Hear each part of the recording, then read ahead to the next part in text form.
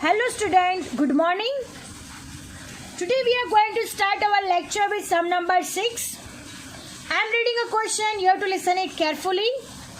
The probability that the price of potato rises in the vegetable market during a festival days in 0.8. The probability that the price of onion rises is 0.7. The probability of rise in price of both potato and onion is 0.6. Find the probability of rise in price of at least one of the two, potato and onion. So student, this is our question. तो हमारे question में हमें यहाँ पे P of A दिया गया है, P of B दिया गया है. So हम कैसे उसे आइडेंटिफाई करेंगे? So look at here, event A. So event A हमारा होगा event A that the price of potato rises in the vegetable market during a festival days is in 0.8. तो ये हमारा क्या हो जाएगा? P of A. Next P of B होगा the probability that the price of onion rises is 0.7. ये हमारा क्या होगा? P of B. अंडरस्टैंड, ये हमारा P of B हो जाएगा. और फिर नेक्स्ट कौन सा इवेंट दिया हुआ है? The probability of rise in the prices of both potato and onion. Both दिया हुआ है, पोटैटो एंड ऑनियन लिखा हुआ है. तो ये हमारा क्या है? A intersect B. सो मैं find the probability of rises in the prices of at least one of the two potato and onion. जब भी एटलीस्ट हमारे क्वेश्चन में आता है तो हम लोग क्या फाइंड करते हैं? A union B. तो हमें क्या फाइंड करना है यहाँ पे? A union B. हमें इस क्वेश्चन में P of A दिया है, P of B दिया गया है और P of A intersect B दिया गया है. उस हिसाब से हमें क्या फाइंड करना है? P of A union B. So let us start our sum. सबसे पहले हम ये सारी इवेंट्स को अलग अलग कर देंगे और फिर A यूनियन B का फॉर्मूला रख के ये सम को सॉल्व कर देंगे. Look at here student. According to the question, A event that the price of potato rises. ये हमारा क्या है? Event A. So P of A is equal to 0.8. Next है event that the price of onion rises. ये हमारा क्या हो गया? Event B. So P of B is equal to 0.7. अब P of A intersect B. Event that the prices of potato and onion rises. So P of A intersect B is equal to हो गया 0.6. तो हमें क्या find करना है? P of A union B. Event that the rise in the prices of at least one. जब भी question में at least आएगा तो हमें क्या फाइंड करना होगा? A union B. At least one of the two potato and onion. सो हम फॉर्मूला पता है P of A union B का. P of A plus P of B minus P of A intersect B. Student, अब हमें क्या करना है? P of A union B का फॉर्मूला रखना है. So P of A union B is equal to हमारे पास फॉर्मूला है P of A plus P of B minus P of A intersect B. Right, this is our formula. So A union B कैसे find करेंगे? तो P of A is equal to हमारे पास 0.8 plus 0.7 minus 0.6. अब 0.8 plus 0.7 करेंगे तो answer आएगा 1.5. 1.5 minus 0.6. इसमें से 0.6 माइनस करेंगे तो आंसर आएगा 0.9. 0.9. सो हमारा आंसर हो जाएगा 0.9. So P of A union B is equal to 0.9. So P of A union B is equal to answer होगा 0.9. Our sum is over here. Now moving to the next sum. Sum number 7. Two aircrafts drop bomb to destroy a bridge. The probability that a bomb dropped from the first aircraft hits the target is 0.9 and the probability that a bomb from the second aircraft hits the target is 0.7. The probability of one bomb dropped from both the aircrafts hitting the target is 0.63. The bridge is destroyed even if one bomb drops on it. Find the probability that the bridge is destroyed. So look at here student, यहाँ पे हमें question दिया गया है, यहाँ पे भी same सम number 6 की तरह P ऑफ A दिया गया है, P ऑफ B दिया गया है, हमें आइडेंटिफाई करना है कि वो कहाँ पर है। तो फर्स्ट प्रोबेबिलिटी हमें यहाँ पे दी गई है, the probability that a bomb drop from the first aircraft hits the target is 0.9, ये हमारा हो गया event A. And the probability that a bomb from the second aircraft hits the target is 0.7, ये हो गया हमारा P of B। And the next, the probability of one bomb dropped from both the aircrafts whenever both is used in our sum, it is called A intersect B। तो हमें A intersect B कितना दिया हुआ है 0.63, और हमें क्या ask किया गया है, even if one bomb drop on it, find the probability that the bridge is destroyed। यानी हमें P of A union B यहाँ पे क्या करना है, फाइंड करना है। अंडरस्टैंड? अब हम इस सम को स्टार्ट करेंगे। Now look at here student, event A हमारा है event that a bomb dropped from the first aircraft hits the target, यानी P of A is equal to 0.9। event B है event that a bomb dropped from the second aircraft hits the target, P of B is equal to 0.7। now next possibility हमें question में दी गई है, next possibility है A intersect B, event that the bomb dropped from both the aircrafts hits the target, so P of A intersect B is equal to 0.63। so what we have to find, P of A union B is equal to question mark event that bridge is destroyed। अब हमें A union B का formula मालूम है, अब हम P of A union B का यहाँ पे फॉर्मूला रखेंगे। so P of A union B is equal to formula है P of A plus P of B minus P of A intersect B। So P of A हमने question के मुताबिक है हमारा 0.9, P of B है हमारे पास 0.7 और P of A intersect B है 0.63। सो इन दोनों का प्लस करेंगे तो आएगा 1.6 माइनस 0.63, अब 1.6 में से 0.63 माइनस करेंगे तो आंसर आएगा 0.97। सो हमारा आंसर है P of A union B is equal to 0.97। Our sum is over here। Now moving to the next sum, sum number 8, the probability that a teenager coming to a restaurant for a dinner orders pizza is 0.63, the probability of ordering cold drink is 0.54, the probability that the teenager orders at least one out of pizza and cold drink is 0.88, find the probability that the teenager coming for a dinner on a certain day orders only one of the two items from pizza and cold drink। Now look at here student, यहाँ पे आपको question दिया गया है, यहाँ पे आपको P of A यानी इवेंट A दिया गया है, इवेंट B दिया गया है और एक P of A union B भी दिया गया है। और कैसे आइडेंटिफाई करना है, तो हम लोग आइडेंटिफाई करते हैं। फर्स्ट है the probability that teenager coming to restaurant for dinner orders pizza, यानी ऑर्डर पिज़्ज़ा करेगा तो ये क्या हो गया, P of A is equal to 0.63। Next है the probability of ordering cold drink, तो ये क्या हो गया हमारा P of B is equal to 0.54।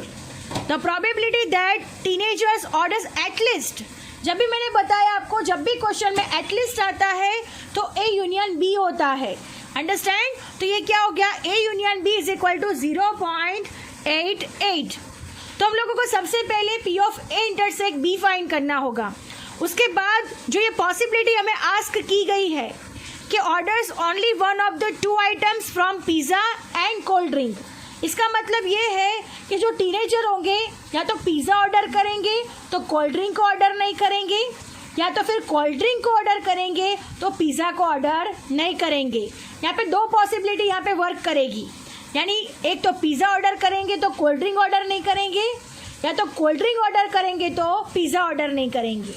So let us start our sum. सबसे पहले हम P of A intersect B find करेंगे, देन आफ्टर हम कंटिन्यू करेंगे सम को।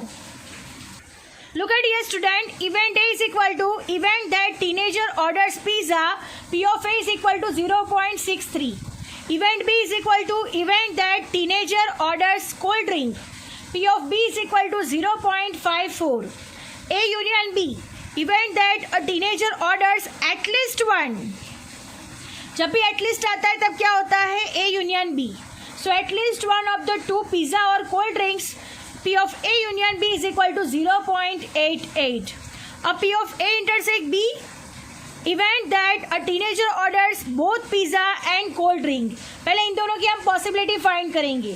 तो सबसे पहले हमें पता है कि A union B का formula, so P of A union B का formula यहाँ पे रख देते हैं। P of A union B is equal to P of A plus P of B minus P of A intersect B. So this is our formula. Now look at here student, P of A हमने दिया गया है 0.63, P of B है हमारे पास 0.54 और P of A intersect B जो हमें find करना है, और P of A union B हमें क्वेश्चन में दिया गया है 0.88। अंडरस्टैंड? यह मेरी फॉर्मूला है, फॉर्मूला में हमने सारी डिजिट्स रख दी है। अब हमें क्या फाइंड करना है? P of A intersect B find करना है। तो इज इक्वल टू के इस साइड आ जाएगा तो प्लस हो जाएगा, राइट? इज इक्वल टू के इस साइड आ जाएगा तो प्लस हो जाएगा। तो यहाँ पे 0.63 प्लस 0.54 माइनस 0.88 हो जाएगा। अंडरस्टैंड? अब हम इसे सॉल्व करेंगे। 0.63 प्लस 0.54 माइनस 0.88, तो आंसर आएगा 0.29। सो P of A intersect B is equal to, answer आएगा 0.29। So this is our answer. अब हमें कौन सी पॉसिबिलिटी फाइंड करने के लिए दी गई है? इवेंट C, उसको हमें C नाम देंगे। इवेंट C हमें दिया गया है event that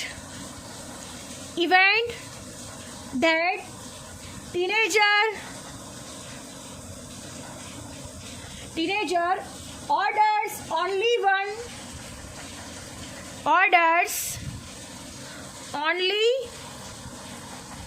one from pizza and cold drink.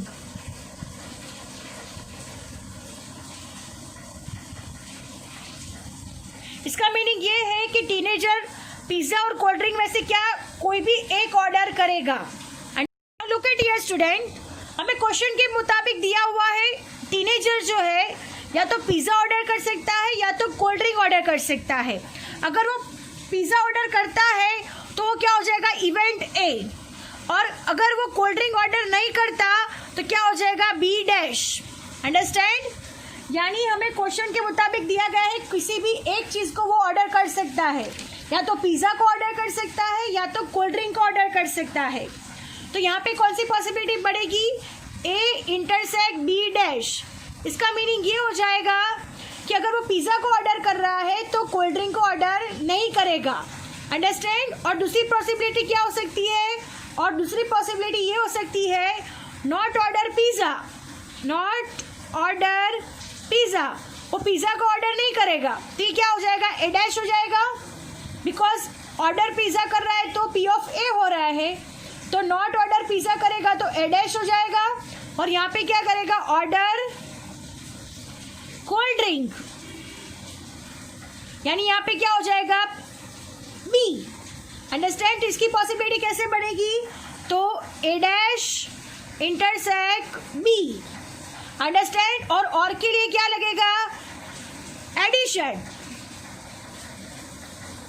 हमें पता है कि और के लिए हम लोग क्या लगाते हैं? एडिशन। अगेन फिर से समझ लीजिए, हमें क्वेश्चन में दिया गया है कि event that teenagers orders only one from pizza and cold drink, यानी पिज़्ज़ा और कोल्ड ड्रिंक में से कोई भी एक चीज़ को ऑर्डर कर सकता है। अगर वो ऑर्डर पिज़्ज़ा करेगा तो ये इवेंट ए हो जाएगा, और नॉट ऑर्डर कोल्ड ड्रिंक यानी बी डैश, यानी वो कोल्ड ड्रिंक को ऑर्डर करेगा नहीं। तो इसकी पॉसिबिलिटी क्या हो जाएगी, ए इंटरसेक्ट बी डैश। और दूसरी पॉसिबिलिटी क्या हो सकती है, नॉट ऑर्डर पिज़्ज़ा, अगर वो पिज़्ज़ा को ऑर्डर नहीं करेगा तो ए डैश हो जाएगा, और उसके बदले किसका ऑर्डर देगा, वो ऑर्डर कोल्ड ड्रिंक यानी बी, यानी उसकी पॉसिबिलिटी कैसे होगी, तो ए डैश इंटरसेक्ट बी। और की वजह से हमें क्या है, एडिशन को यूज़ करना है, अंडरस्टैंड। अब हमें मालूम है ए इंटरसेक्ट बी डैश का फॉर्मूला और ए डैश इंटरसेक्ट बी का भी फॉर्मूला।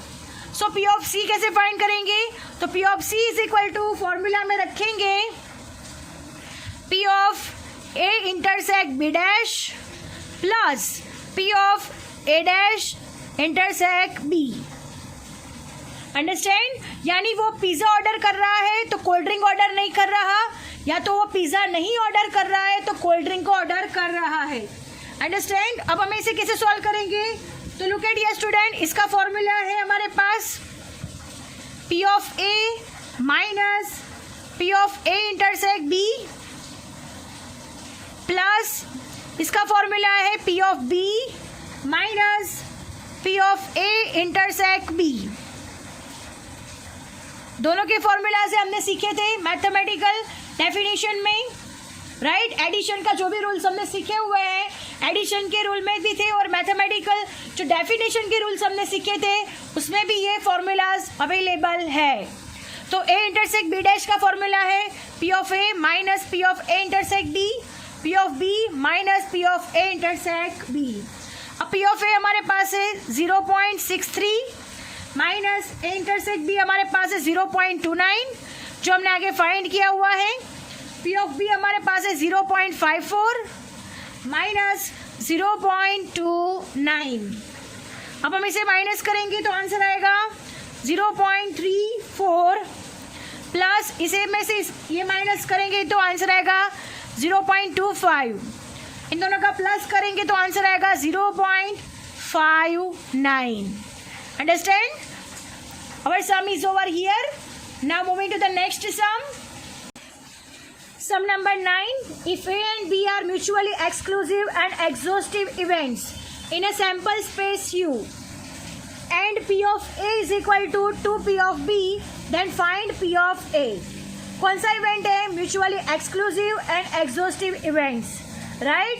तो हमें क्या फाइंड करना है, P of A फाइंड करना है। So let us start our sum. Now look at here student, A and B are exhaustive and mutually exclusive events.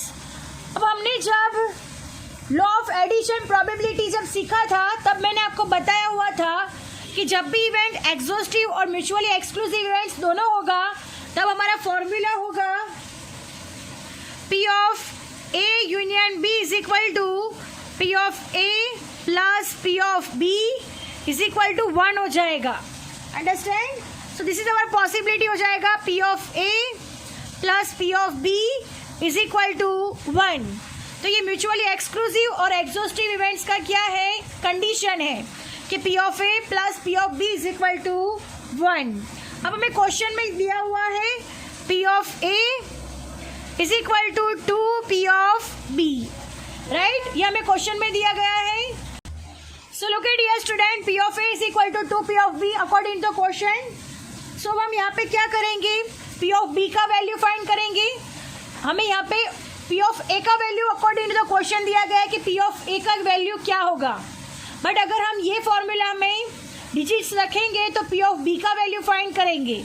तो P of B का वैल्यू क्या होगा, so P of B is equal to हो जाएगा P of A divide by 2।